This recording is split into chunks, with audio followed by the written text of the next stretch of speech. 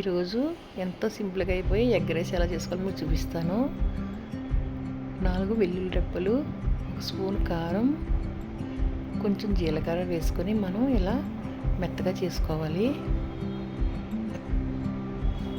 ఇలా పేస్ట్ కింద చేసుకోవాలంటే దీన్ని పక్కన పెట్టేసుకుందాం. దీన్ని ఇప్పుడు ఒక కడాయి తీసుకుందాము. కడాయిలో తగినంత ఆయిల్ వేసుకుందాం.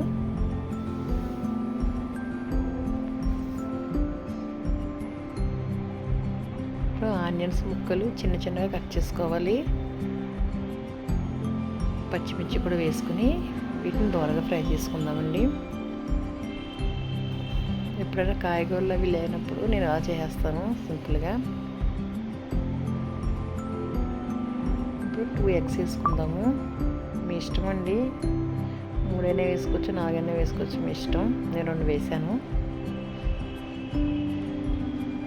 రైస్ బట్టి ఇదంతా ఒకసారి మంచిగా కలుపుకుందామండి.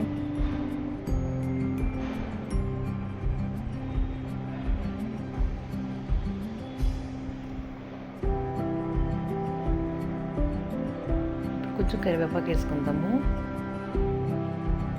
ఇది కూడా ఒకసారి మంచిగా ఫ్రై చేసుకుందాం.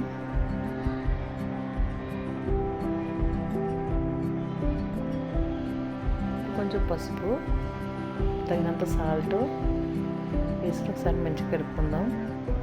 మనం పేస్ట్ చేసుకున్నది వేసుకోవాలి. ఇది కూడా వేసుకుని ఒకసారి అంతా బాగా కలుపుకోవాలండి.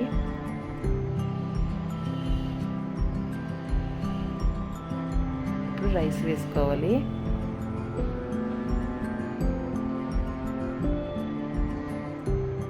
ఈ రైస్కి మొత్తం మంచిగా కలుపుకోవాలండి.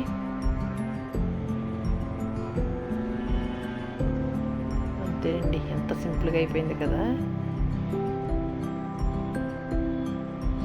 ఈ వీడియో కనుక మీకు నచ్చినట్టయితే లైక్, షేర్, సబ్స్క్రైబ్ చేయండి. Thank you.